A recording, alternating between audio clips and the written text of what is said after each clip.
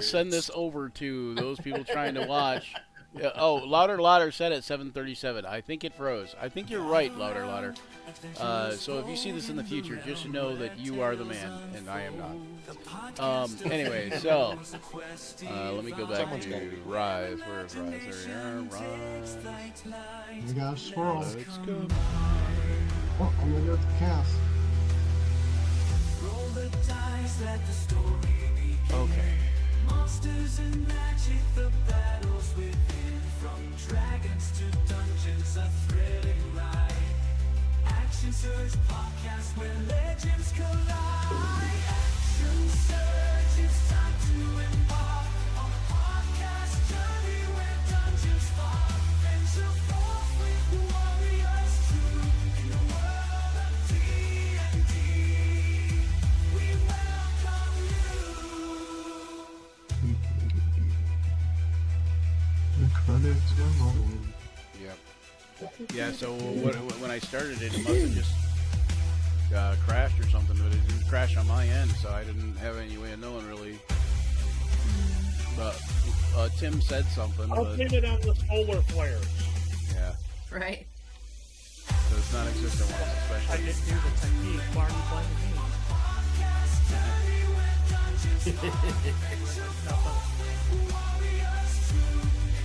or the Canadian wildfire smoke. Oh my god, that's just been killing me. I gotta wear a mask.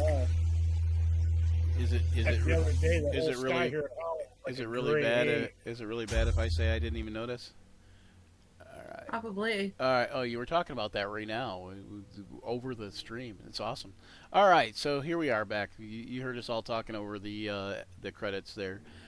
We actually started this session a session ago. No, we started this session like 20 minutes ago. We've been streaming nothing for like 20 minutes apparently. So we're back, and you know what? Since we're back, Content we've ever had. yeah, it's the best content we've ever had. As I said. The most true, Yeah, true, yeah. true to what we wanted. So as a result of that, I will just jump right back into hail and well met adventurers. Welcome to the realm of imagination and dice rolls, action surge, where epic tales unfold, dragons breathe fire, and heroes rise against the darkness. Join us as we embark upon a journey through the fantastical world of Dungeons and Dragons, led by me, Brian Germain, the okayest DM ever, and accompanied by a band of misfit players. Each session promises excitement, laughter, mischief making, and maybe even a touch of danger. So grab your dice, sharpen your wits, and prepare to immerse yourself in a story where anything is possible. We'll tell tales of valor, weave stories that will echo through the ages, and talk a lot of rubbish, because the action starts now. If you don't know that we talk a lot of rubbish by hearing that whole intro monologue, there is something wrong with you, just by the way. If you cannot tell that I am full of shit just by hearing me in any, if you've watched 2 episodes and don't know that I'm full of shit, then you need to have that checked out. All right, so when last we left them, I was adding up experience for your troll kills, right? Or not your troll kills, your drow kills. Yes. Yes. Drow and the spiders. All the Quick, someone And add. skeletons, yeah. Yeah, And quick, someone spitters, add yeah. up. Someone add up spitters and skeletons. Okay, Yeah, the no. spitters. So I let's see. We corrected got that, by the way. 1, 2, 3, 4, 5, 6, 7, 8, 9, 10, Times what? 11, 12 times 200. So 12 times 200 is 2,400. Yeah, 2,400. Yeah, 2,400. Okay, so 2,400. so that's 2,400. So someone can write that in the chat if you want. But then these guys, But there were 4 of these guys at 1,800 apiece. So 7,200. add that to the 2,400. 9,600. All right, and hold on. This is a Drow Outrider, right? So the Outriders are worth another 200 apiece. Hold on 1 second. 1, 2. Where are all my writing equipment? There we go. 3. I know there was at least. I thought there was at least 4, but I only see 3. 3. Ah, nope, that was a Hussar. Okay, that's why. Okay, so 3, and that's 600 more. Mhm. So add 600 Yeah. more. 10,200. And then the Hussars are worth what? Where's the Hussar? There's one, I think. Yep.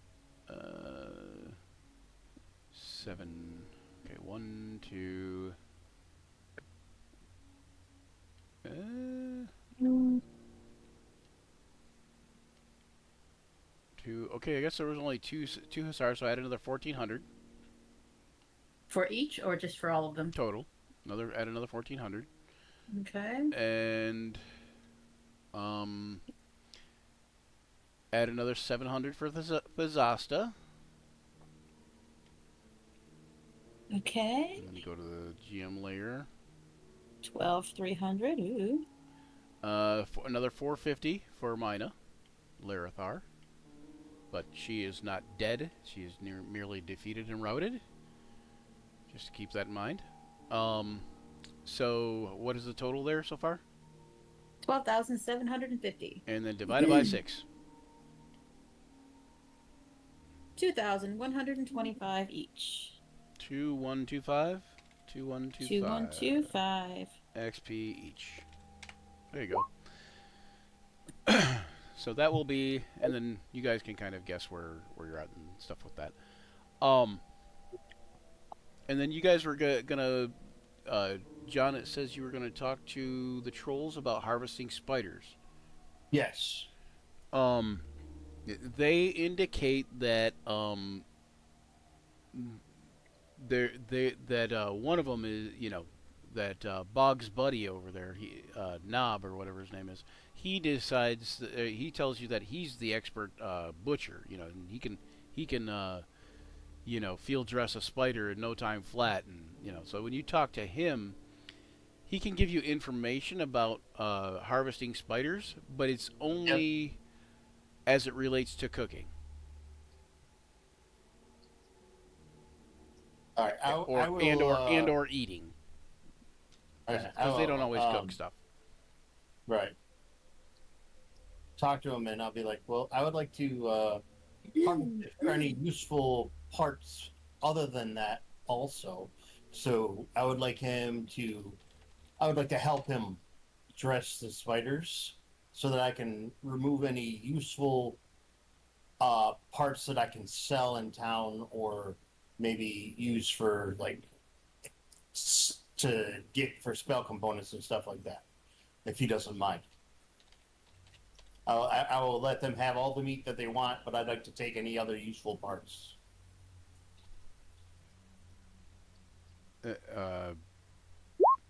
He says, so let me get this straight.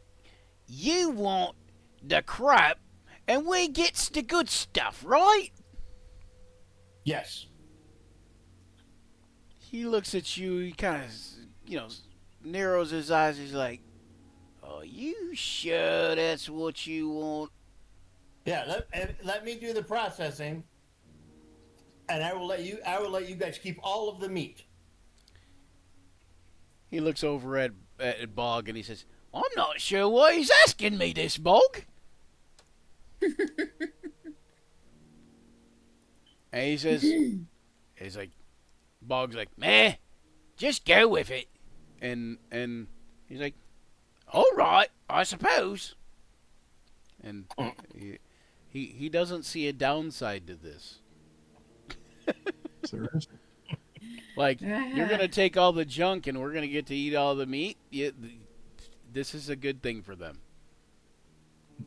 I would like to help and remove all the poison sacs, things like that. All right.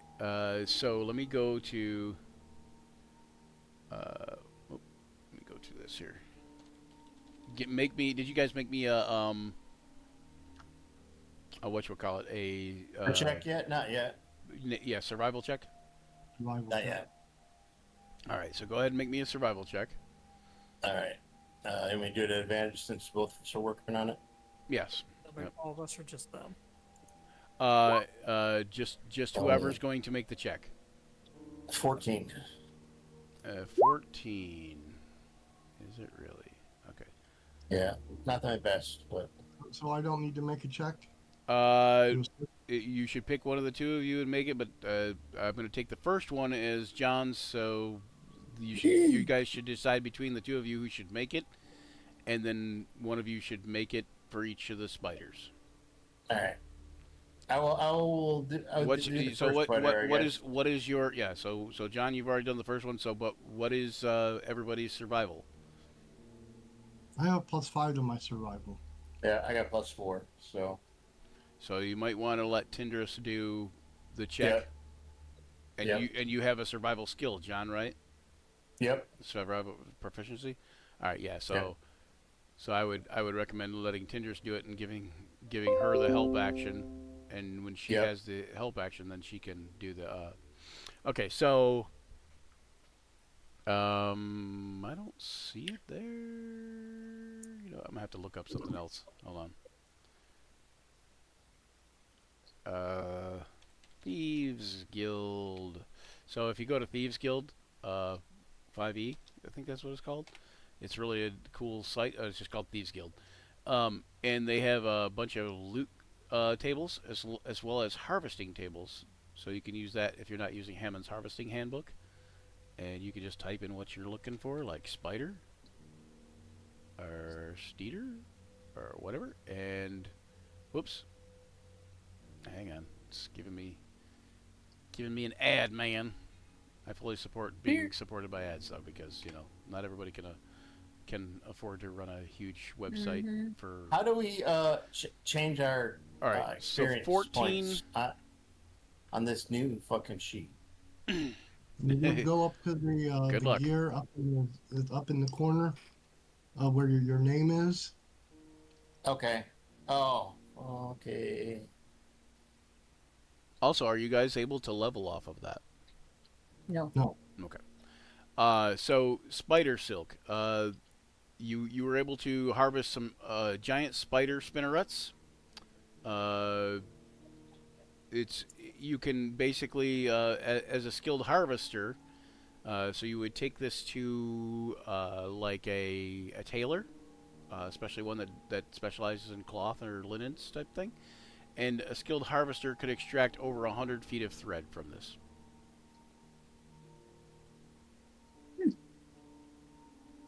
And it's also used to make potions of spider climbing. Nice. How much of that was there? It was a spinneret. One spinneret. Okay. Yep. Is anybody tracking? Sorry. It was. I take that back. It was 3 gold pieces worth of spider silk. So three gold pieces. It's not actually the spinneret. It's the spider silk itself. 3 gold pieces of spider silk. 3 gold pieces of spider silk. Okay. And then Dan, there were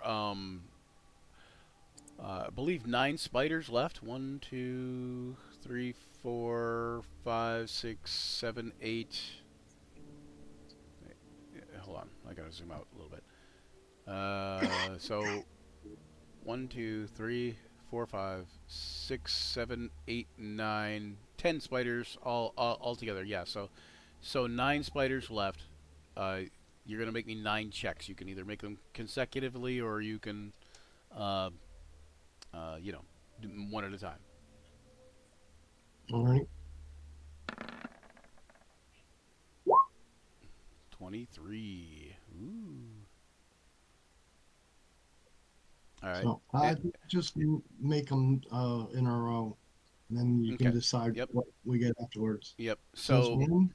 so what I will also say is a nat 20, just so you know ahead of time.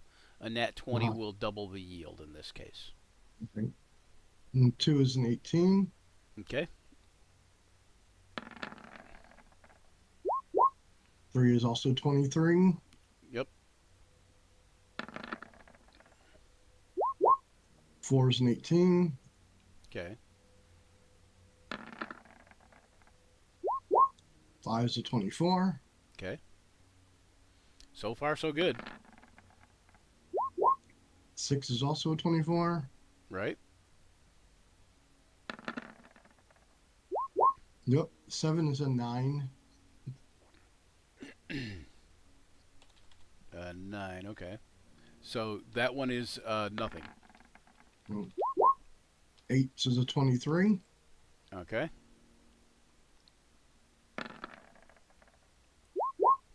And 9 is a 22. Okay. Okay. So there were 1, 2, I believe 4. Yeah, 4. Okay. So there were 4 Steeders there. One of them was a failure though. So Right. and It's probably the one that was actually one of the Steeders. Um so you've got 3 large pouches of Steeder fur.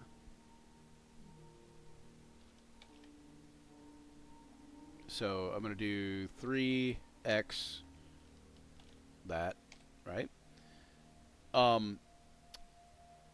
You got also off their legs you're able to harvest Steeder glue.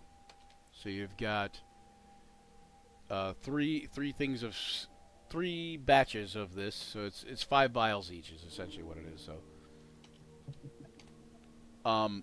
and you're also are able to harvest 3 times 8 is what? 24. 24. So 24 chitinous Steeder chitinous plates. Okay. On top of that, you were able to harvest. Hang on one second. A bunch more spider silk.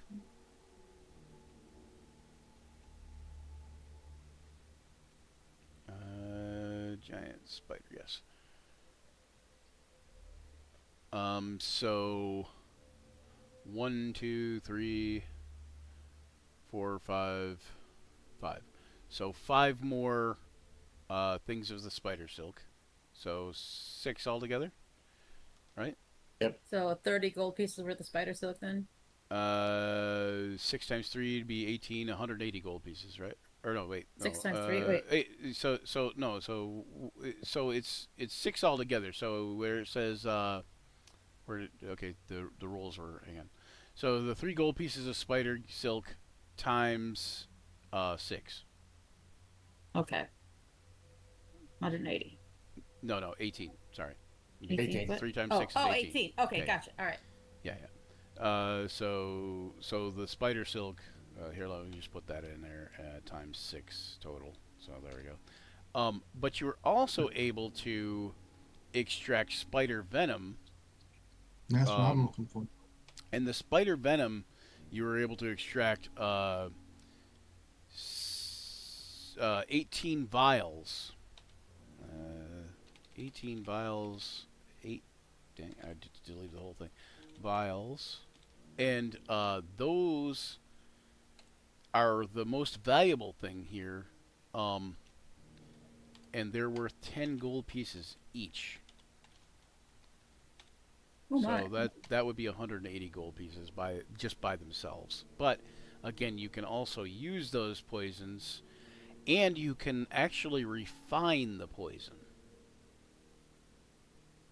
So if you spent 12 hours refining a poison, it would be less of a vial, but that 3 vials could make 100 gold pieces worth of material to create spider bite poison. But you need a poisoner's kit. As they are, do we know whether they could be used to envenom things as is, even get a little benefit? Yeah, as is as is they'll do damage, like poison. As is they just basically are poisoned. They have the poison condition. If you refine it, it does 2d8 poison damage plus they have the poison condition. If they fail to save. Okay. So as is, it will give them the poison condition, which puts them at disadvantage at least. and they're poisoned for like an hour. I mean, would Slag would like to.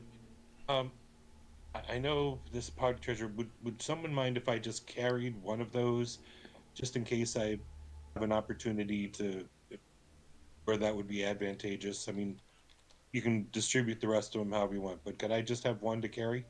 I won't use it vial? unless it becomes important. The Yeah, spider one vial. Vial of poison. Yeah.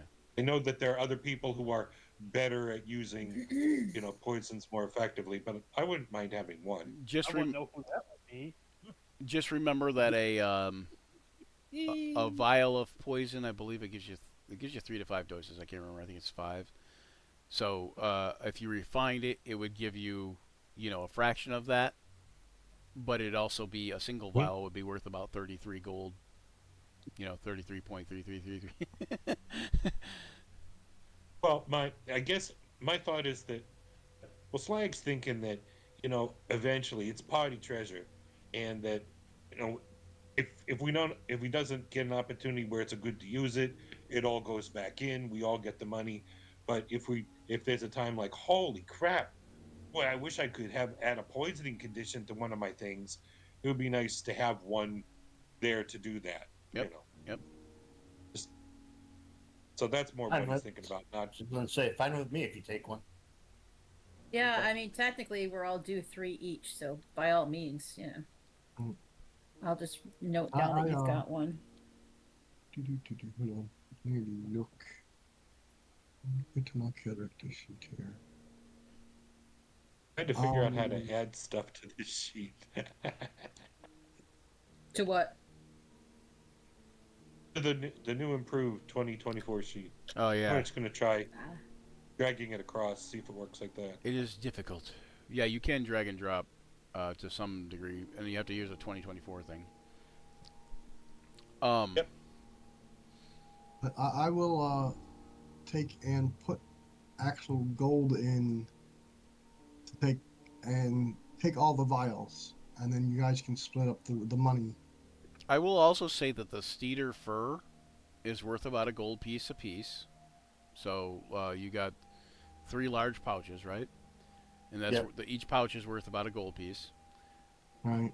But if you were to sell it elsewhere, it might fetch a much higher price. Here or near, like in Rebalka or whatever, it's gonna be right around that 1 gold piece price. But if you were to take it to, say, like Burdusk or Waterdeep or something like that, you might be able to market it as an exotic thing, Right. and be able to sell it for a little bit more. The Steeder glue, each of the 5 vials is worth 5 silver pieces. And we got 15. Noted. Yep. I am writing it down. And it's just the only thing it's usable for is an adhesive. It's just like regular, like your any kind of glue that you would make or come across, like a tar or a pitch or just anything that you could use as adhesive. It's relatively strong, but it's not like sovereign glue or anything like you used on the door to trap the drow down there. Be good for fletching. Yeah, it'd be great for fletching. Oh, that's true. It'd be great for fletching. Yep. Yeah. So, Daniel, what did you say you're doing with these the vials? I'd like to give up any other party treasure for the equal gold piece value of all the vials that are left. So you're basically going to pay the party for their vials. So I think he's saying that he's going to give up whatever you would make in the gold from the things. He's going to take all the vials, but pay everybody for theirs, so everybody gets 30 gold. Well, all but one, right? If they don't want their vials, though, because Rich wants it. Yeah, Rich Yeah. wants his, at least one. So Okay. Just Cool. one. Yeah, Yeah, I'm flavor. fine with that. UA has no use for it. and I don't need it, so I already got some poison. Either. All right. So I'm gonna all put this but along one with vial then, Daniel. Yeah. I got that black spear point that we got earlier. Oh yeah, that's kind of nasty stuff. Can I throw away this bear meat? You guys, Looking in you the, guys, you guys really need to get a hold of some purple worm poison. That's. Well, we're going to go to the Underdark sometime, I betcha. It could be. It could be. In fact, Just a wild guess. in fact, though, Juriendor and that and the Gallicans all suggest you make your way to, back to Rebalka and settle in there, because the estate is all but in ruins and not fit for staying the night there right now. And What kind of meat is it, Tina? Here. So I'm looking back at the party treasure from, real time over a year ago, and we've got some bear meat, which has got to be gross by now. I'm going to assume that we've probably eaten it already. Fair enough. I'm just gonna get rid of that here. Oh yeah, you can probably get rid of it. Yep. So we should, at some point in time, go through our bag here. Okay. As you guys are searching among the bodies, you also find 2 long swords of extremely good quality. They are +2. Ooh. They are Drow made, and they are made in the traditional Drow way, so you know that if they are kept out in sunlight for any given length of time, that they will likely crumble to nothing. Oh. If you keep them sheathed, is that good enough to keep them out of Yes. sunlight? Yep, if you keep them sheathed and covered, yep, essentially, yep. Oh. Beans. The handles are made out of of course adamantite and the wood of a sussar tree. Neat. Wait, I just got some of that. does that have the in same- Baldur's Gate 3. does that have the we now have no magic. It is inert. It is inert, yes, but I just got Sussar wood. yeah, if you get the sussar flower and put it in your pocket, then that's a good thing in a way. Yeah. So, question. If you It's don't put it in your basically pocket, it's a bad thing. Twilight. It's basically what? It's basically Eternal Twilight currently, correct? No. Well, kind of, yeah, because it's been overcast pretty much. So yeah, right now the eclipse has subsided, but yeah, it's kind of more like a twilightish. How quickly does this melt in the sun? How quickly do the swords get destroyed in the sun? Yeah, debating on whether or not I want one right now, because I have a long sword right now, but it's just a regular one. So I'm debating whether or not I want to take one of these. You could I take it and only use it believe- at night. Hmm.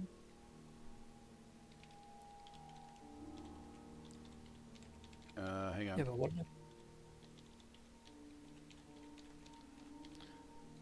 It's been a while.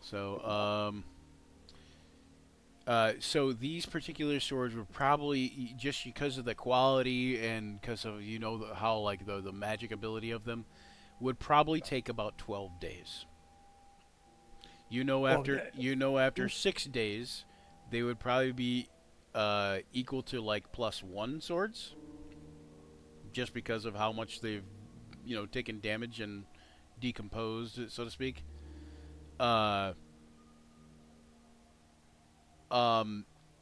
They could, if they were exposed to direct sunlight, however, they could disintegrate immediately. Like if you took it out on a sunny beach, it would be toast that day, like within like a But few it doesn't minutes. sound like we have to worry about that currently. Yeah. Nope.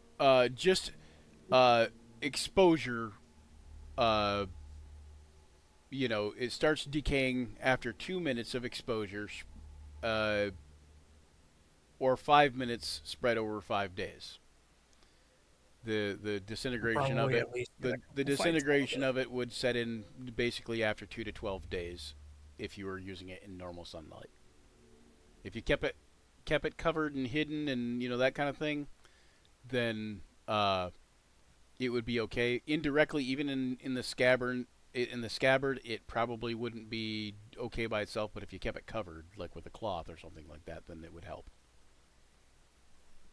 So I could probably at least get a couple fights out of these. Oh yeah, oh yeah. And where Rich is guessing that you're going, then you'd probably get a lot of days of fight out of it. Just a hunch.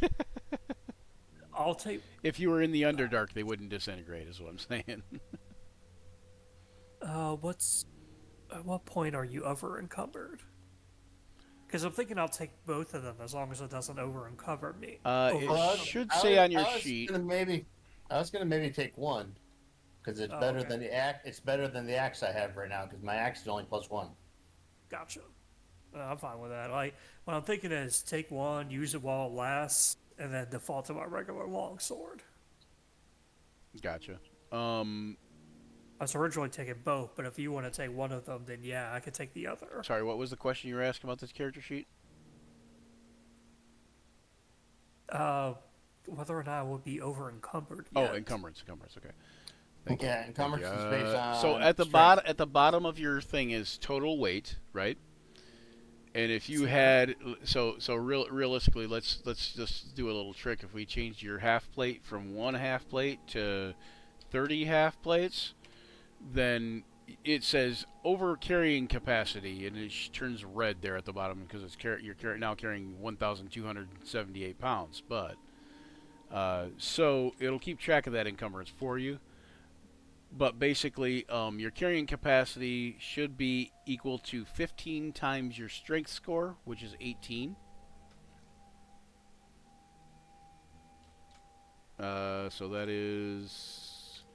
you can carry 270 pounds on you, no problem. Like 270 pounds worth of equipment. And if you were to want to just bend, lift, pull, drag, that kind of thing, you can bend, lift, pull, drag, push, that kind of thing, at 5 feet per round, 540 pounds.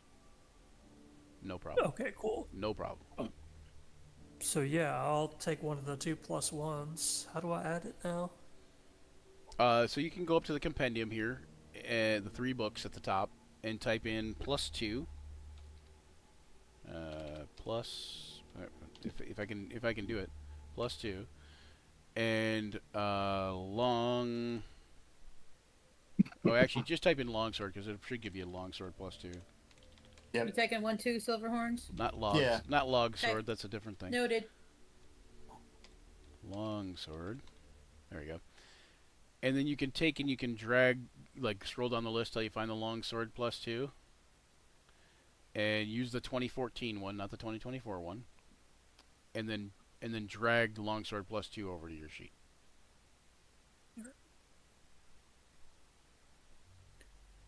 And it should create an entry into your weapons section too when you do that.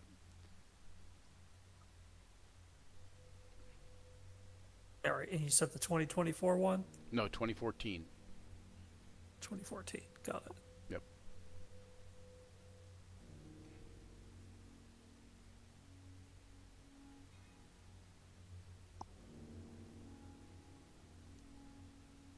Did it work? Getting there. I didn't see an update. Okay, there we go. There it is. 20. No. Oops, I did the wrong thing.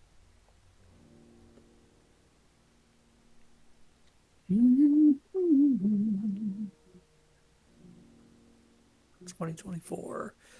2024. 2014. 2020. Oh yeah. Oh Yeah, okay. that's I see. 2024. You're only seeing 2024. I gotcha. Okay. All right, I see 2014 now. Yeah, I was counting myself to make sure I was trying to Yeah. find the right one. Gotcha. All right. Yep. There we Okay. go. So it's down on the bottom of your sheet, and then if you look, it is also at the bottom of your your normal weapons list. But here, what we can do is hit this little lock at the right-hand side at the bottom, and then you can actually drag these up to the top. There we go, and there you go. Very cool. Thanks.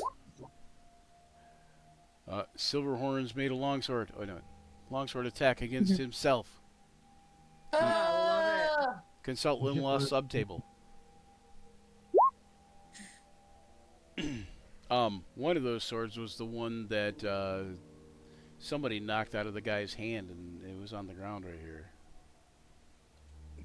Oh yeah, at the beginning.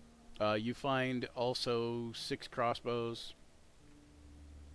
6 hand crossbows, I believe. Hang on. Let me double check on that real quick. Yeah, 6 hand crossbows.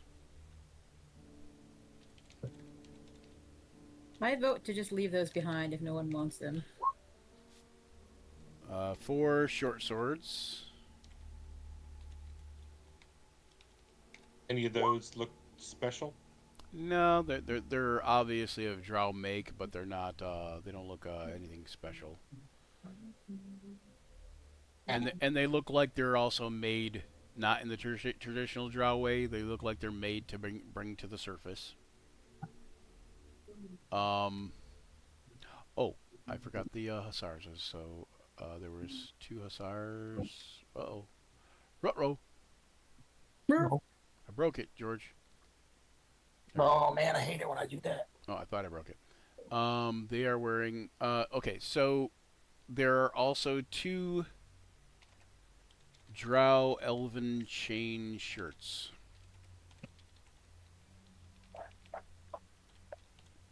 Oh yeah. How are the ones that we stole before holding up? They're doing pretty good, because you remember the Noranius' shadow only ended like 3 days ago. And Right. it's been overcast, and you guys have kind of been mobile mostly at nightish type of area anyway.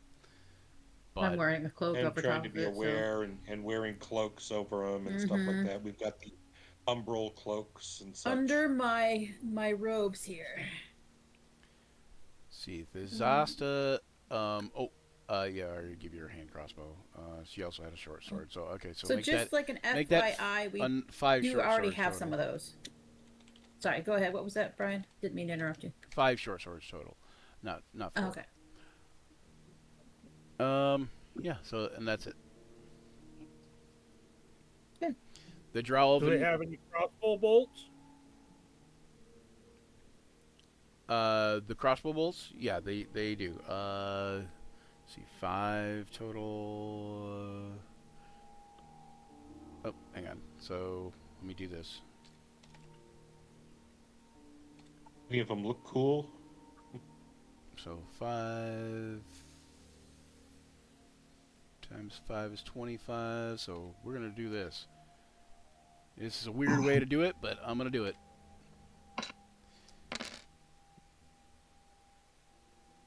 $65 total crossbow bolts. They're Nice. regular crossbow bolts or they're hand crossbow bolts?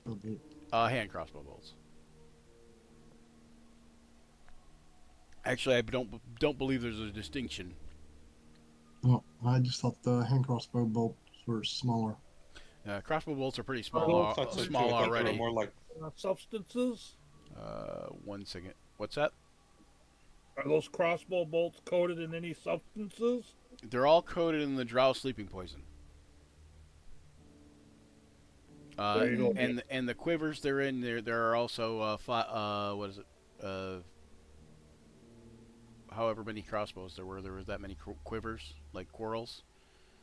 And Mhm. that has like a little pool of the sleeping poison in the bottom of them. Cool. So hold on 1 second. I'd definitely like to have some of those.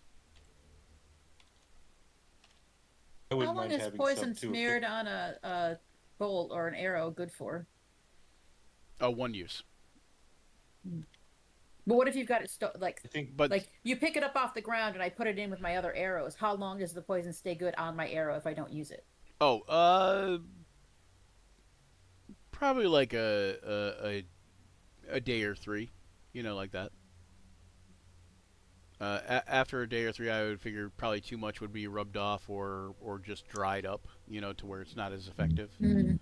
And have them inside their quiver when In they those put 'em in up. those quarrels that they had though, which actually have the pools of poison in the bottom. So if you dropped them into that, then whatever thing you dropped in that would be poisoned, and there's probably enough for another 20 bolts. Mm. okay. Could I? I mean, you said how many of the quarrels do we have? As many as there were crossbows. So let me go up there a little bit. Oh wait, did I say crossbows? 6 hand crossbows. So there were six quarrels of bolts too, but totaling only 65 bolts. So Okay. not that there was 10 in all of them, but some might have more, some might have less. I would, if you wouldn't mind, since I use a crossbow, if I could claim one of the quarrels, and then I know there's some other crossbows and crossbowy people. Yep. You'd Okay, split them. I could have one quarrel, and you said 65 or something. So Okay, they do use well, it says I'm seeing two different arguments on that. you decide. If it won't fit my crossbow, then obviously it'd be silly to have it. Well, If it will, I would think a smaller one would fit in a bigger one easily, but this bigger one fitting in a smaller I just one would wondered be if- different. But hold on one second. Just so it wouldn't jam or something. Yeah. Hold on. Checking something. Because one says 5e rules don't make a distinction, which I didn't think they did. And one says they definitely do. They do and they don't. Haha. Surprise! say- You're confused. DM's choice. I think old Gary Gygax had the hand crossbows, but for the Drow. Well, in it AD&D was they the- were smaller, yes, for sure. Yeah. But I think in 5e bolts is bolts. Yeah, that's what I'd always thought. Yeah, in 5e Alright. in 5e bolts is bolts. So they Cool. might be smaller, but they can definitely be fired by a larger weapon. I would be interested in just one of the quivers that the bolts came in. Yeah, one of the crossbow quarrels. Yep. Because I want to see if I could possibly incorporate that into my bow arrow quiver. So when I pull my arrows out, they're coated in the Drow sleeping poison. Yes. It's a really complicated process, though. You have to take the Drow quiver and dump it into yours. Whoa, I don't know if I can handle that. Or it could be What does he even have more to roll? complicated and just take the bolts out of his old one and put it in the Drow one. That could be too. Oh. Yeah, either one. But if he's using a bow, Hey, then crossbow. that would not be good. It's smaller than an arrow. Yeah. If he's using a bow and putting an arrow in a crossbow quarrel, it's be like he's got this much arrow sticking out. This makes it easier to grab. A pencil holder holding a broom handle. They do make arrow quivers like that, but just kind of where the ends kind of stick in, and then there's a loop at the top too. Yeah. But yeah. Well, what I was wondering is if the crossbow quarrel could slide down inside my bow quiver, kind of thing, and I can just incorporate it that way. Yeah, you could probably do that. If people would let me, I would like to take 2 of those and make sure they're full. I I'm don't fine care with about that. the arrows, the weapons. I Yeah. don't care about arrows either. Yeah, you're Mr. Shooty Shoot. Gregor, definitely- I go through a lot of crossbow bolts. Yeah, you do. You do. Gregor kind of slaps you on the shoulder and says, Of course you can, young lady. I don't know why he sounds like that all of a sudden, but Yes, He used to have kind of a low gravel now voice. Gregor's a Now pirate. he's- Arr. Now he's a pirate. Oh yeah, Okay. were we supposed to add the experience to the Gregor and all those guys? I didn't add it. to the You gold can station. you can add the experience to Gregor and all those guys, yes, but it was not necessarily divided amongst them. But since I want to keep them about the same level as you guys, then yes.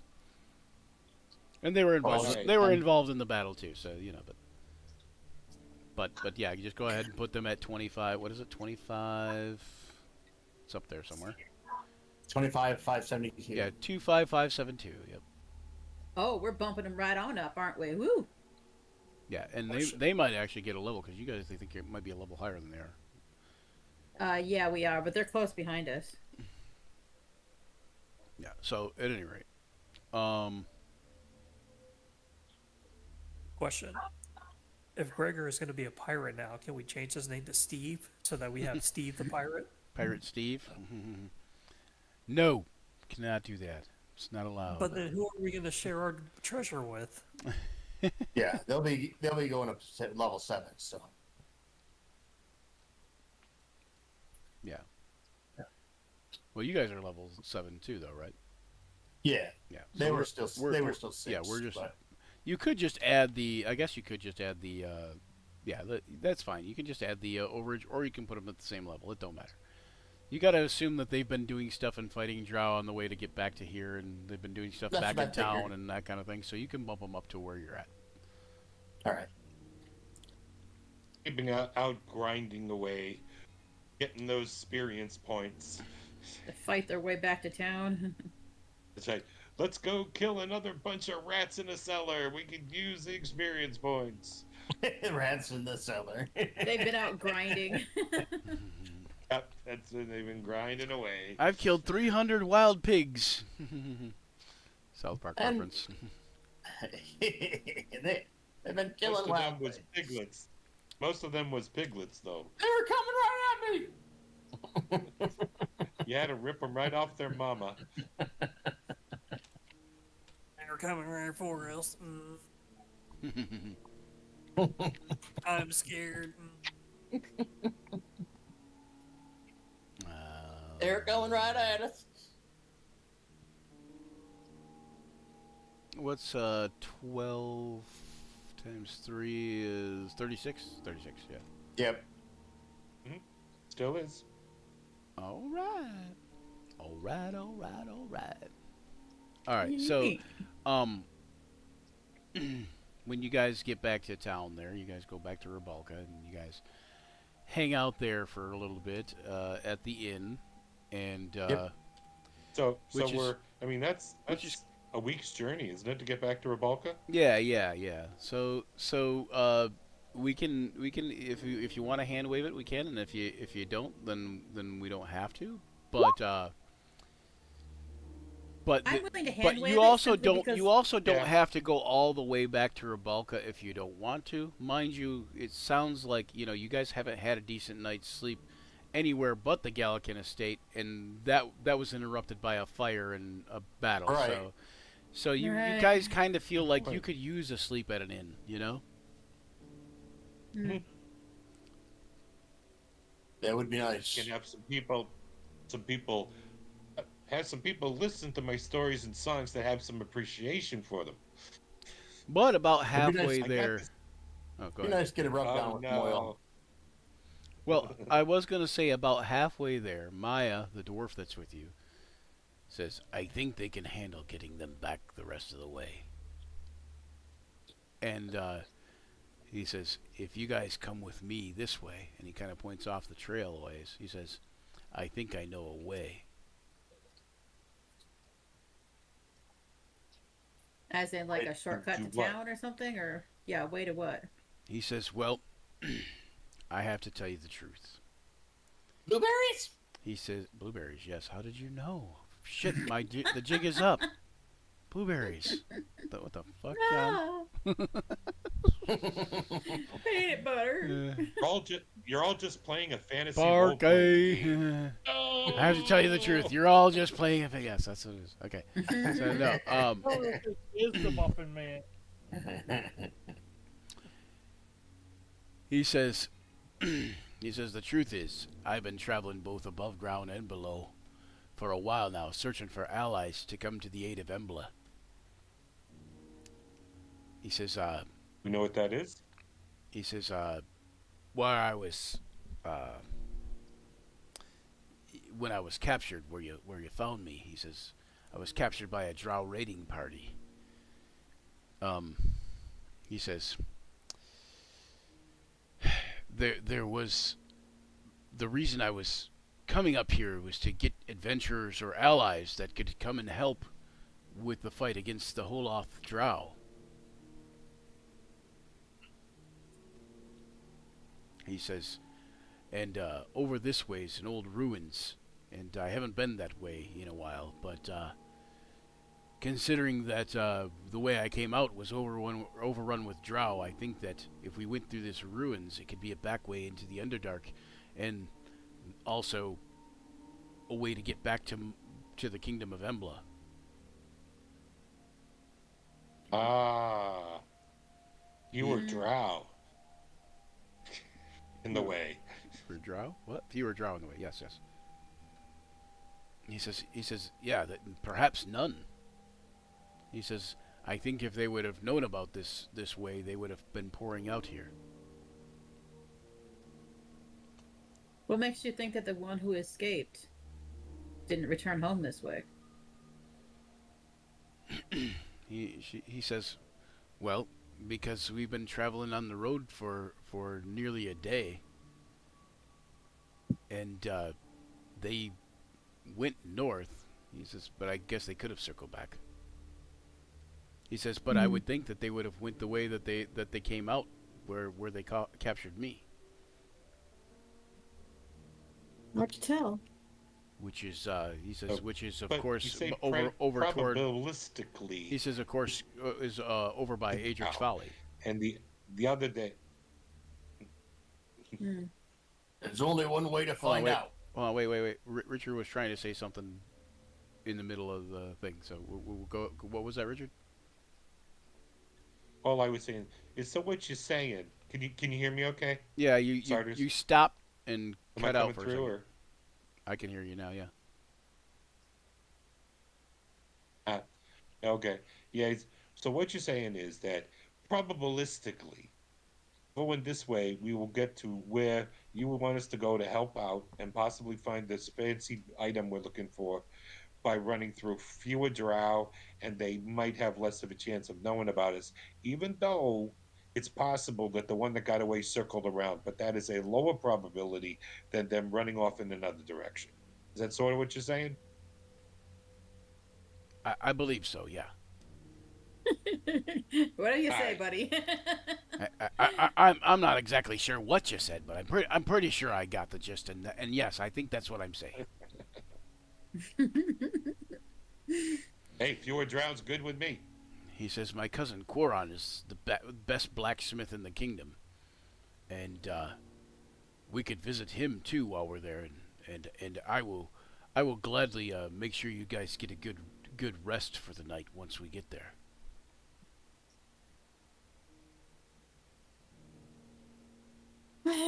So you guys can finish going back to Rubalka, or you can go to Emblah first. I think they got it. I think that we don't need to lead these guys to Ravalka. I think we can follow Maya. Well, Yue doesn't want to go back to Podunk Ravalka, so he does not like that place. Ruin. Yeah, let's go to a ruin. Podunk Rubalka. Oh boy. He's like. Did you even get a chance I to will. meet Ghost I Rider? will say. But you know, if you do really need to get a night at an inn, I will understand. He says I've already been gone for far too long as it is, and it's not like one more night would make the difference. I mean, a good night's rest before we embark on a journey which may be dangerous seems smart. Hey, we've never been smart. Silver Orange says, in, house, cave, it's all the same. What the? He says, I got nothing. he says, Going backwards is counterproductive. he says, well, it's settled then.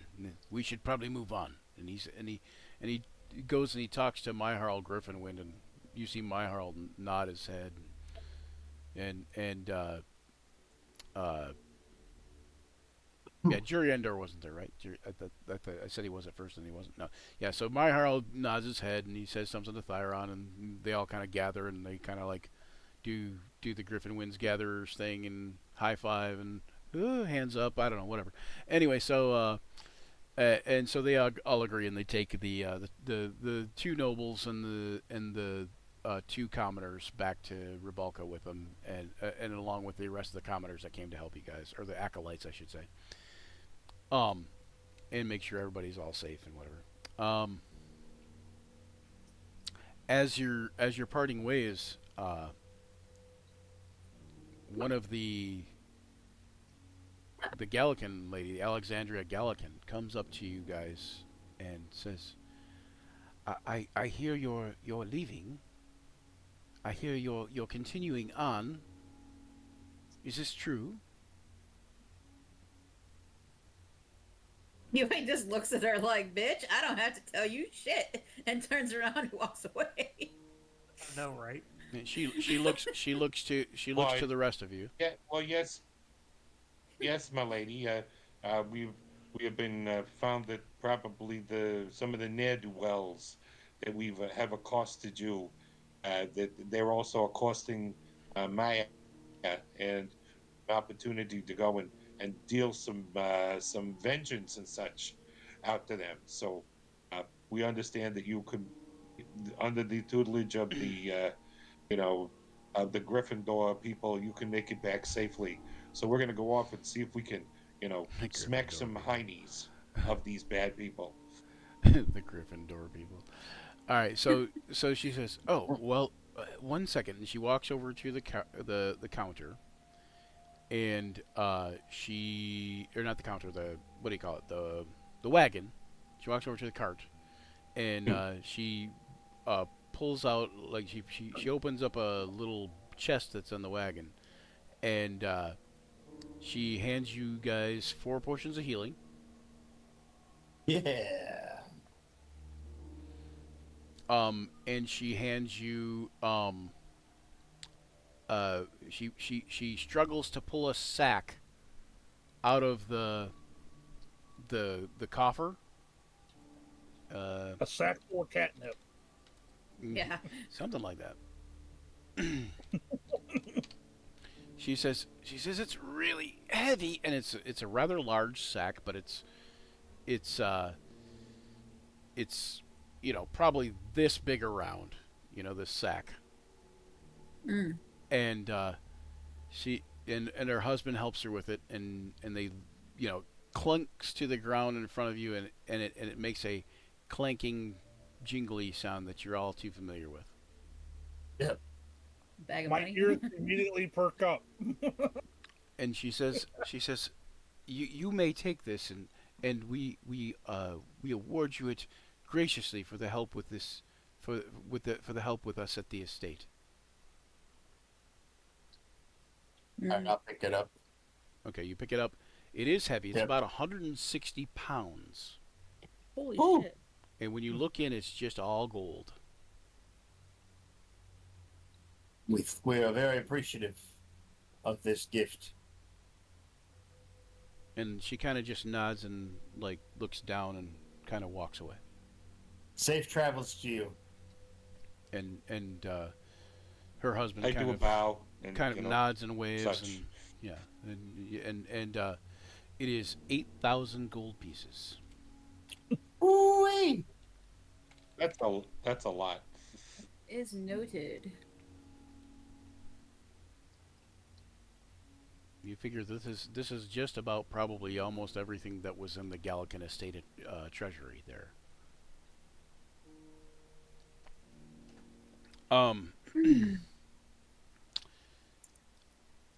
As you're walking, Would this, sorry, go ahead. would this be enough gold to start telling people I'm rich, bitch? It Or definitely is it would. not? It definitely would. You guys could all Sure, of if you want to paint a target on yourself. all six of you could easily Like live we a wouldn't hurt them anyway. yeah. All six of you could easily live a rich lifestyle for quite a while. I mean, we've killed how many people so far? An, Bring a, it. a- an, ari- an aristocratic lifestyle is 10 gold pieces a day. So for 800 days of aristocratic lifestyle for one person, or divide that by 6, you know? Or we could buy a kingdom. You could buy a small building. I asked a question. Yeah. Was this money supposed to be used to help rebuild their estate? You could make an Fair. insight check.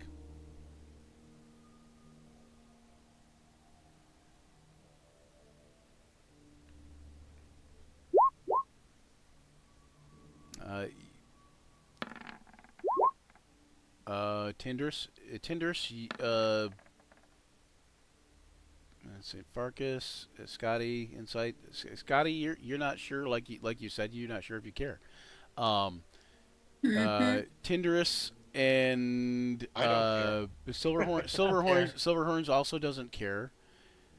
Farkas, you're not sure if it was that or not, but you surmise that it could have been.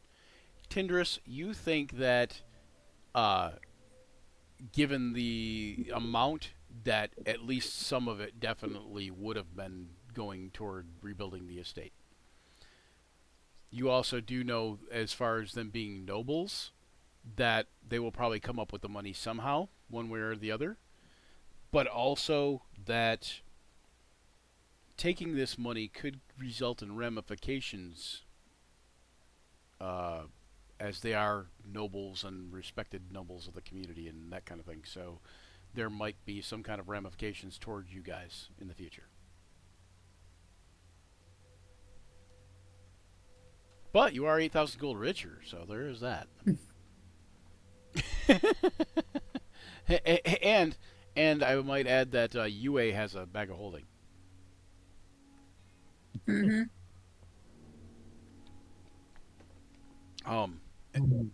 To put that to use. He's like, why y'all looking at me? What? At any rate, I'm gonna look at you and say, this is kind of heavy.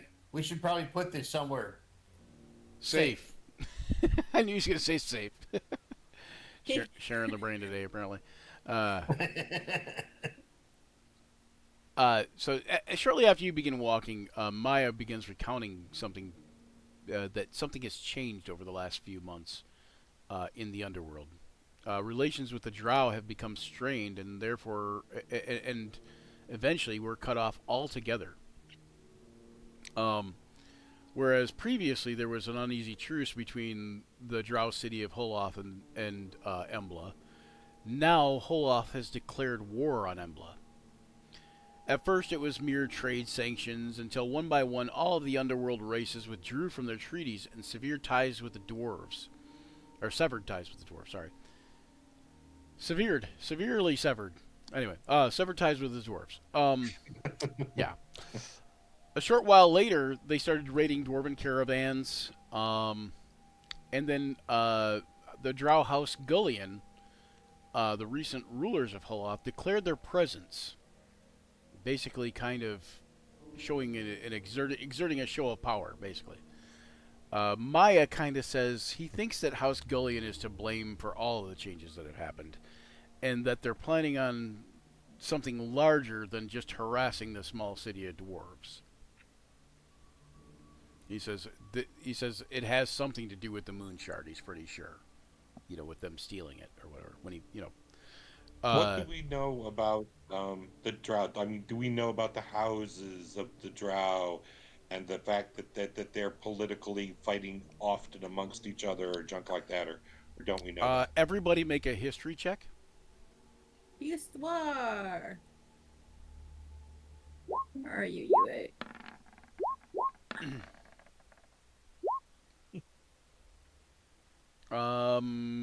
History check for Farkas is good.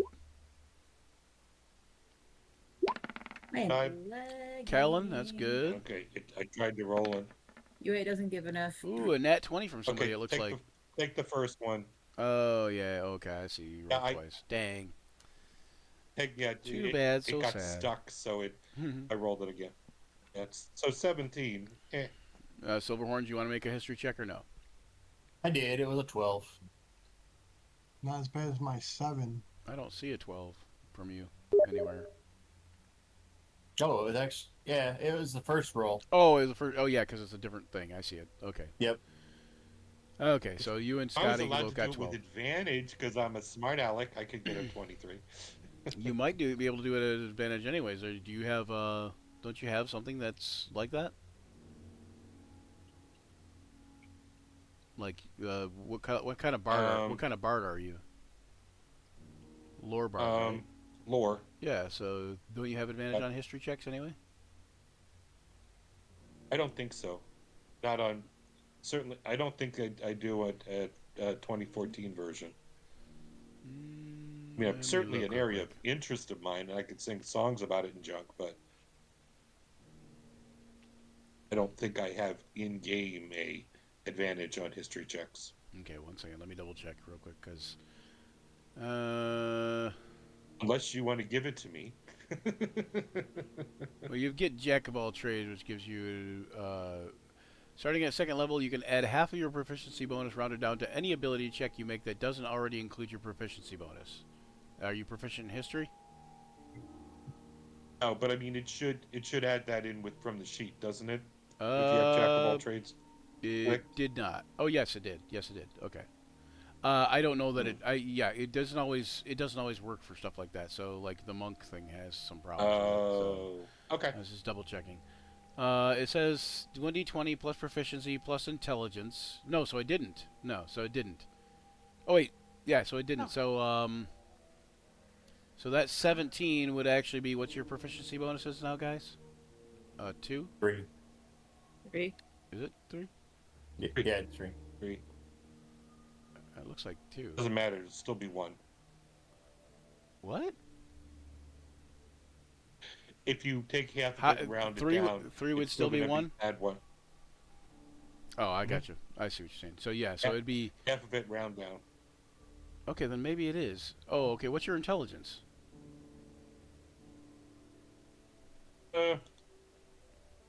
Not that great. It's not bad. It's a 14. 14. So plus 2. Yeah, plus 2. So Yes, sir. so 2 plus 1 plus 1 is what it'd be, right? Or no, so it'd be 2 plus 1 plus 3 is what it should be. If your proficiency bonus is 3. Yeah. So technically it would be, or yeah, 2 plus 1 plus 3, so 5, 6. I mean, I'm not proficient in history. Right. Oh, okay. I see what you're saying. So it would only be the extra 1. Mhm. Okay, I got you. So then it did have area. So True. hold on one second. Looking.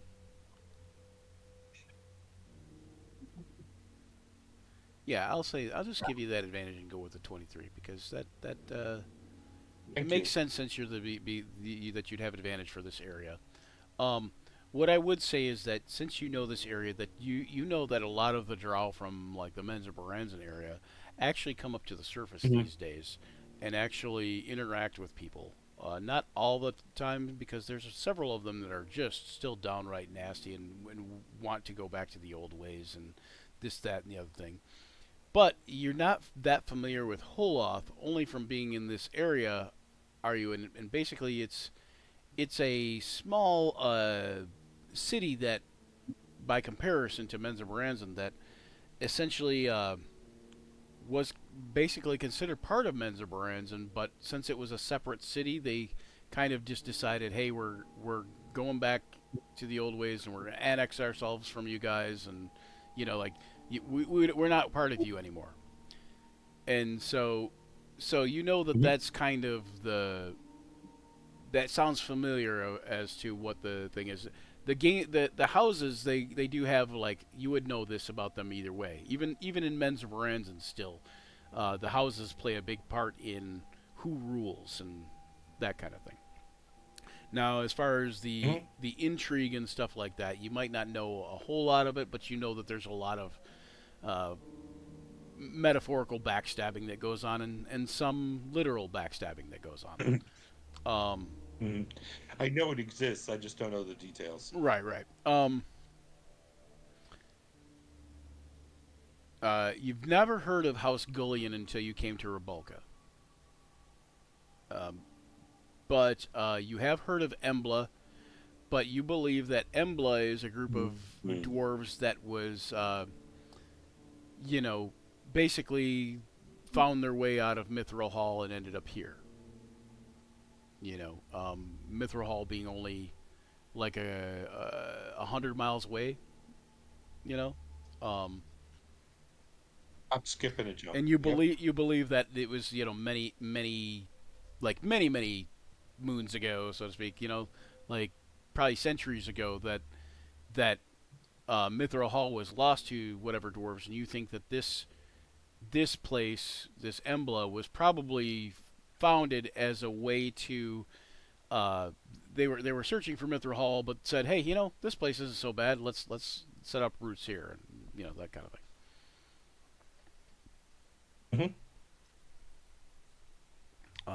Yeah. So I chit chat that with our friend or whatever, so everyone can hear it. And you would also know that that the trade exists between the dwarves of Emblah and Rebalka to some degree, and I'm sure you relay that too, right? But it's on a much smaller scale than, like, say, Mithril Hall and Mirabar. Mithril Hall, sure. Oh yeah, I mean, I'm a bard. I like to spread the word. I'm a gossip.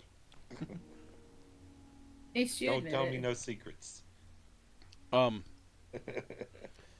Maya tells you, he says, we're making our way to a place called Krelgar Keep.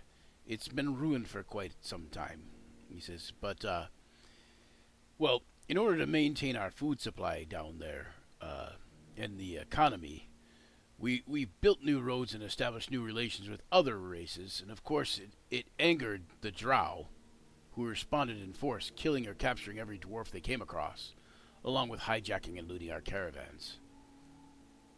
And as far as I know, those who survived were enslaved or dragged back to Holoth, for none have returned. If any survived at all. What other races are we talking about here besides yourselves and the Drow? Well, some Surf Neblin and Durgar. Okay, sure. He says, but as of now, Emblah's nearly defenseless. Most of our able warriors have been either killed or missing, and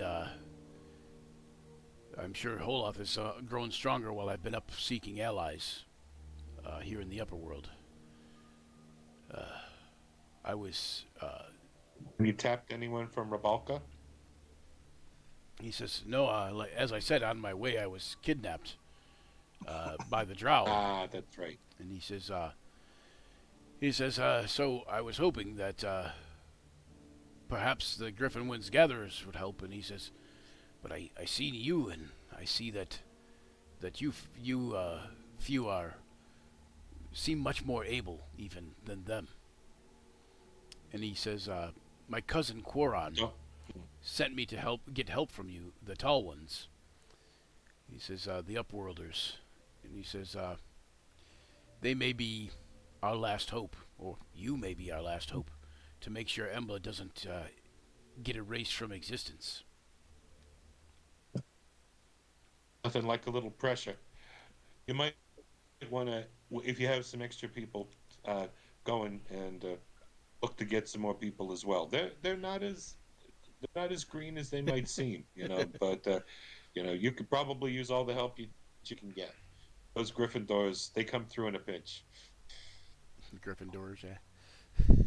Those Gryffindor guys. Them's Gryffindors, people. Okay, do I... Oh, so here's the next question is, do I have a map of Kralgar Keep in here? I know, but you know what? It looks like a great time to take a break. Yay! All right, time to take a break. And we gotta head out. We're gonna head out in about an hour anyways, but we can take a break real quick and we'll be back in about 10 minutes. Okay, sounds good.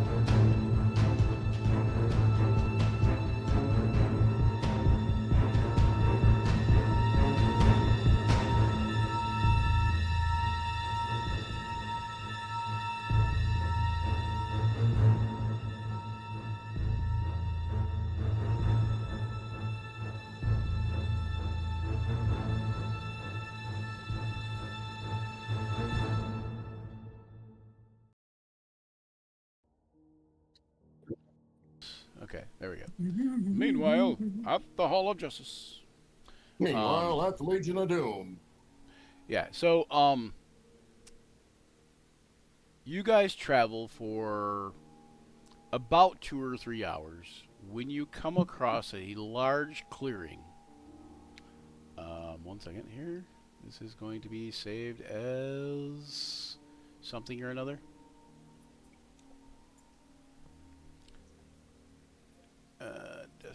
Oh wait, oh, it's in the right spot already. Dang it. Hang on, let me try this again. Save as. Come on, you can do it. You Say this. can Come do on, it. you can do it. There we go. Come on without, come on within. Look at me. I just paid my car insurance and gamed at the same time. Oh. The talent. Thanks, Geico. Okay. Or whatever.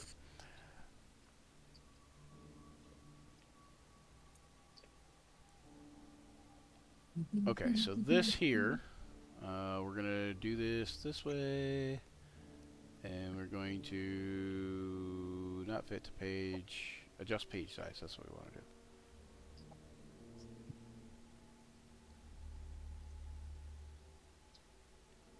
This is not a 2-scale representation as of yet, but it will be. So, should give you an idea though, like what you're looking at.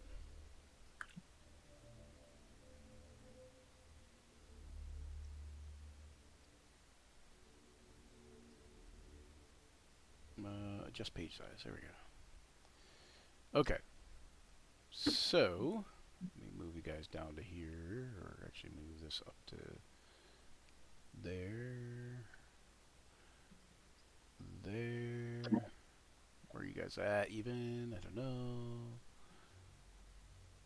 Oh, come on. Come on, get up there. There you are. The Gallican Estate. Okay, so there you okay. So what you're looking at here, when you guys come out of the woods, you guys basically trek over to this area, right here, and you come up to this great big huge clearing. Ignore all the labels because I have to redo the thing, but essentially the labels would be somewhat accurate. But at any rate, so you come up to a big clearing. In the center, you see what looks like a sort of tower type of thing, which Maya tells you is the ruins of Kralgar Keep.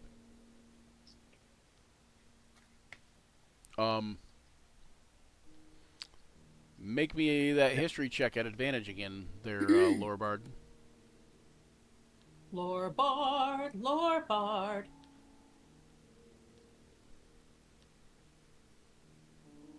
He's a bard and he knows stuff. Is that We it? hope. Was that it? Was that, or no? That's the previous one. You awake over there, Dan? Bitch, Dan, someone. We can't hear you. We can only hear the soft purrings of the cat, and we want to sleep ourselves. Okay. Anyway. Catnip. It's my pug on my lap. Oh. The soft All purring. we can see is your The soft arm purrings of the pug, which I've never heard him do before. But anyway. Rich, did you get that? Oh, Rich must be losing connection there or something. I think. Rich. He did. Rich, Did can you you hear see us? his camera go off? Yeah, he's back on my screen. Yeah. Can you hear us, Rich? I can hear you. Oh, there we go. Okay, so make a history check at advantage. At advantage again. Okay. I might be having a little trouble with connection here. I'm not sure. I will do that though. Okay, well we're about to wrap up too, anyways. But okay, so the history check, yeah, is for Kralgar Keep in regards to Kralgar Keep.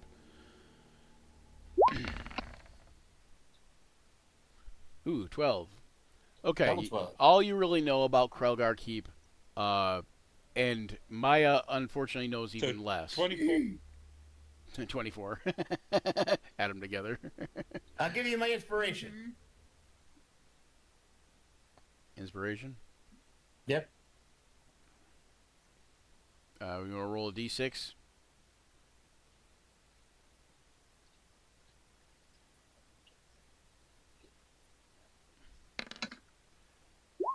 And that is, what did it come up? It didn't. Oh, there you are, 4.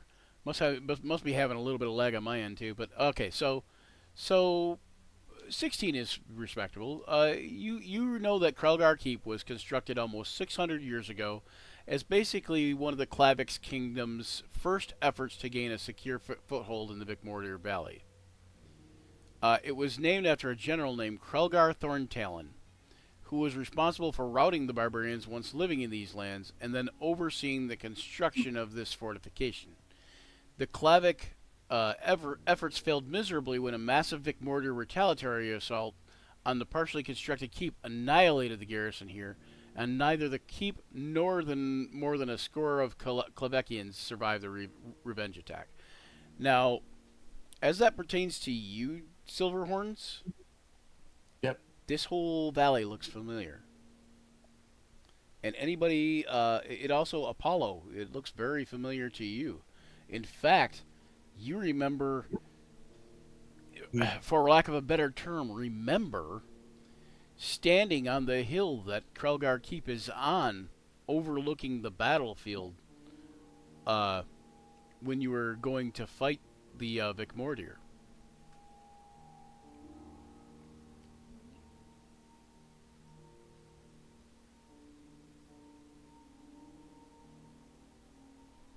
Apollo, you're still muted too. If you were responding anything. I was debating, Okay. and my answer is I'm keeping that dream to myself still. All right. Captivated by a move. I'll be like, wow, this seems very familiar. I feel like I'm having a sense of deja vu. I would say that essentially the ruins here, the reason that you remember Silverhorns, also from the dream, but the reason that you remember is you believe that this tower here is the one you were knocked into in the wake of the not the dragon but the serpent's strike. Right. So this is the last, obviously from the dream, but it's also kind of the last memory you have before waking up several hundred years later. I will try to see if I can find the spot that I remember being knocked into. We will look for a Silverhorn-shaped hole. Right. Yeah. Callan, also, you noticed that after the battle, it was difficult to tell who the winner actually. Oh, there goes Richard. Oh no, he's gone. Oh no, I'm Mr. not gonna get any of this There he later is. now. He's back. There he is. Guess who's back? Back again.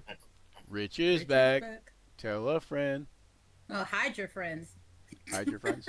Hide a Hide your friend. friends. Too while you're at it, Uh-huh. and your kids hide them too.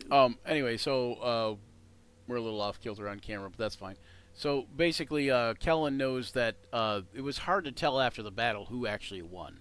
You know, the general survived with about a score of troops, and you feel like you knew the general, Apollo. Roll like a history check to see if there's like any non-dream knowledge I would have about this place, Sure, yeah. or would that be out of the question? No, go ahead. Non-dream knowledge. You know your father would talk about it in stories. The dad that you don't get along with that well. He would talk about it in stories, and he would kind of laud the idea that oh yeah, that's when everything went to hell, and that's when everything, if it wasn't for whatever, blah blah blah, and that's his old man get off my lawn story, like, basically he would talk about how, um, the Vic Mortier would have probably won, and Rebalka wouldn't even be here if it wasn't for the Vic Mortier losing. And when he talks about it, as if almost that he regrets that they lost. Just some weird old timey racism thing on Dad's part, because it's starting to feel that way. It's a weird like I said, you remember seeing clothing similar, like either in your dad's possession or on your dad, to the Vic Mortier. So you get the idea that maybe your dad was kind of aligned with the Vic Mortier at one time. Huh. Okay then. Like, and maybe not even that, maybe not even aligned with them, because they'd all been, just about extinguished anyways. I mean, they're all but extinguished now. You know what I'm saying? Like, there's a few Vic Mortier around, obviously you've seen, and you've But he's killed like you've that killed you guy guys that have wa- killed several more of them. So that doesn't help their So case. he's like that guy that waxes on about Couple of 'em. ancient Greece, except he would get his ass kicked in ancient Greece. He's like that guy. Yeah, something along those lines. Like, yeah, he's that guy I that go, you sport him. Like, no, you wouldn't. You'd he's get that your guy ass that found himself in a minority that was not what he wanted to be in, essentially. So, but he was in love with an elf who was your mother, and so he which we're still trying to figure out how the hell that happened. he basically at some point in time, it's also 300 years after the war, and maybe your granddad, who wasn't around, by the time you were born, it was kind of preaching the Vic Mortier oaths to him or something along that. You know what I'm saying? So, and just a systematic, hatred kind of thing, passed down, so to speak. Only your mother didn't subscribe to that. So, at any rate, what I will say is, Callan, with a 16, you also know that years later, there was rumors about a crazed hermit necromancer that made the ruin his home. He basically went in and animated all the dead Klavic soldiers. But it's mostly rumor and story to you. But you do recall... Hey, rumor and story's my life, man. You do recall a rumor and story also ties into Tathius. And Tathius, you have it on pretty good authority. It was a real thing. And Tathius is an old white dragon. Ooh, big old snakes, big old dragons. But also Yeah. that was, 200 and some odd years ago. So the old white dragon is very likely an ancient white dragon now. Also, it's even bigger. If we're going by the standard old ancient. So yeah, that's about all you know. And you're not 100% sure, We share this. but you would say that's a good chance that there might be undead around too. I think I hype it up more. We can almost be 100% sure that there are undead and an ancient white dragon around. We got this on Yes. high bardic authority. So Yue under his breath, but probably loud enough for you to hear, goes with no snakes. No, Just kinda snake, Shakes his white head. dragon. Ugh. This is no place I recognize from a weird future past, is it? No. Okay, good. And I don't believe your dream had a specific locale type thing. No, it didn't. I just didn't know if I saw. I don't want to. Never mind. I don't want to. I just had a say big too much. black. Mine didn't. No, this is a non-dream thing. So,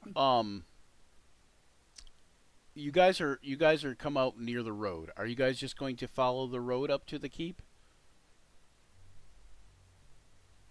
Aren't we going along with Yeah, I was gonna Maya? say. Where's Maya, Maya going? Maya plans. He just kind of plans on heading up to the keep on the road. Why not? It's a big open area, so it's not like we have any Sure. cover. Right, right. Well, I mean, there's crags and stuff to the left, and scrub to the scrub to the east, and crags to the left, to the west. I'd say yes, but keeping our eyes out and keeping watch for anything out of the ordinary. There's even more crags and mountain type things even to the east, to the due east of Krelgar. But by that point in time, you've already like made it in line with it. So you're keeping your eye out. Yeah, like keeping watch for anything that may be, out of place or ordinary, anything that may be Okay. approaching. You find relics and traces of various battles that were fought here over the centuries. Let's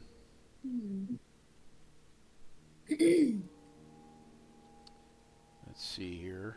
Who wants to roll? Since Daniel, since we're about to wrap up and you gotta get the heck out of here, how about Daniel? You roll me a D100.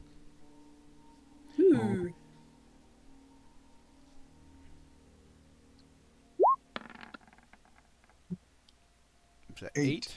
8. Okay. First thing you come across is right around in this area. As you're coming out of the woods here, we're gonna drag you down over here, maybe if I can get the thing to work. Work. There you are. Work. Out of the scrublands here, you guys can zoom out and look at the map if you want. You guys see what appears to be a broken palisade surrounding the remnants of an ancient campsite.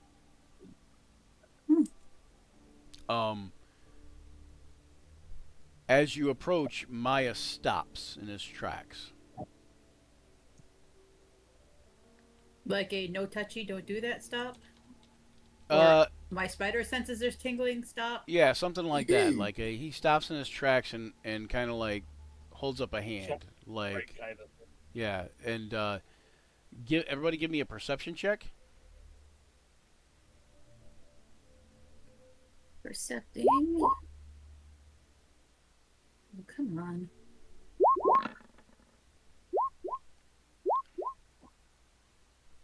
Oh God, yeah, I am in my head. In your head. Darn, I only got 28. Normally I'm quite good at percepting, but not today.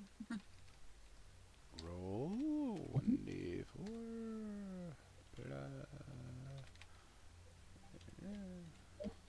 Okay. All right. You get with the perception check, Farkas and Tindris. Yeah, you get pwned. Farkas, Tindris, and Apollo. You notice there's some movement in the trees off to the south. I have my bow up and ready.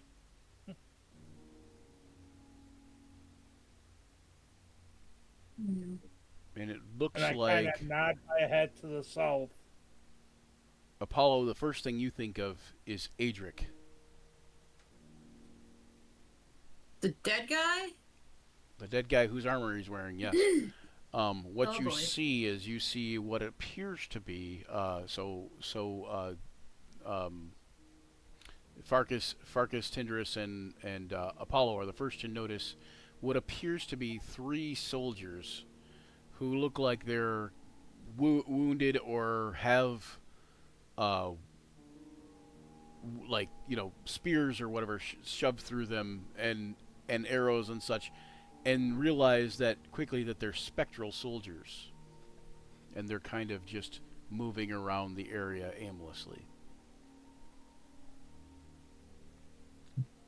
And like that died there and they're haunting it. Oh, that God, yeah, and that seems like a perfect spot to end it. All right. And we will wrap that up for later. Put a bow on it, I said.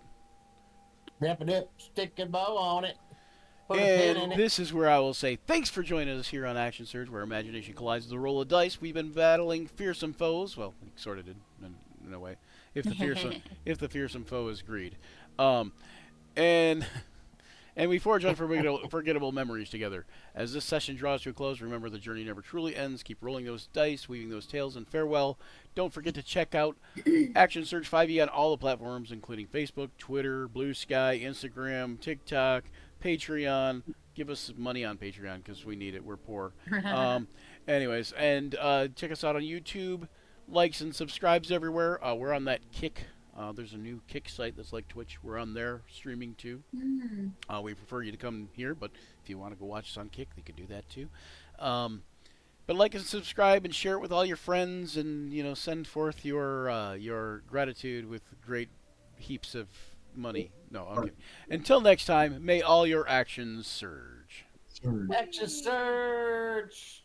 Good job, everybody. We'll see you in 2 weeks. So, no, 4 weeks, right? 4 weeks. Yeah, probably 4. 4 weeks. Yeah. Stuff going on.